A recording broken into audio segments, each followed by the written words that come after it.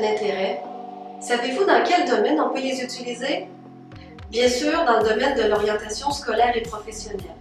Mais les intérêts peuvent apporter des réponses ailleurs, là où on ne s'y attend pas nécessairement. Voyons ensemble 3 applications originales des tests d'intérêt. La première application, c'est en recrutement.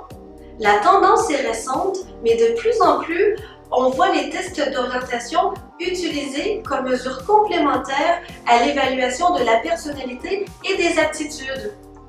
Et contrairement au processus d'orientation, où là, c'est le candidat qui cherche à avoir de l'information pour mieux se connaître, ici, c'est le recruteur qui cherche à mieux connaître son candidat en vue de prendre une décision. Le test d'intérêt va vous fournir des informations sur les environnements où le candidat souhaite évoluer, sur le matériau avec lequel il est le plus à l'aise, sur le type d'activité qui l'intéresse, mais aussi sur ses aversions.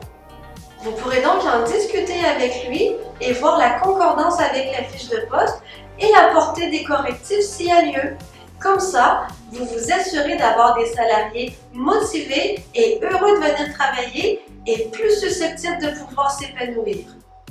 Les tests d'intérêt sont aussi utiles dans l'évaluation des besoins en formation. Ça permet de garantir la réussite des salariés et de maintenir des équipes performantes. Ici, le test d'orientation va vous informer sur le style d'apprentissage de vos salariés, sur leurs activités préférées et aussi sur leurs aptitudes potentielles. Ces 3 informations vont vous permettre de bien évaluer les besoins en formation et de déployer des mesures qui sont adaptées. Parce que vous saurez quelle pédagogie, quelle durée, quel format, quelle activité convient le mieux à vos salariés. Vous pourrez donc déployer des mesures d'apprentissage adaptées à vos salariés pour maximiser leur potentiel et pour qu'ils puissent aussi en retour en faire bénéficier l'entreprise. Et une 3e application, c'est lors de l'évaluation annuelle. Nos intérêts évoluent lentement au cours de la carrière. C'est généralement en fonction de nos expériences et de notre développement. Sans le faire systématiquement à chaque année, reste que l'évaluation annuelle, c'est une formidable occasion de mesurer les intérêts exprimés par le candidat à travers le test et le vécu réel de sa précédente année.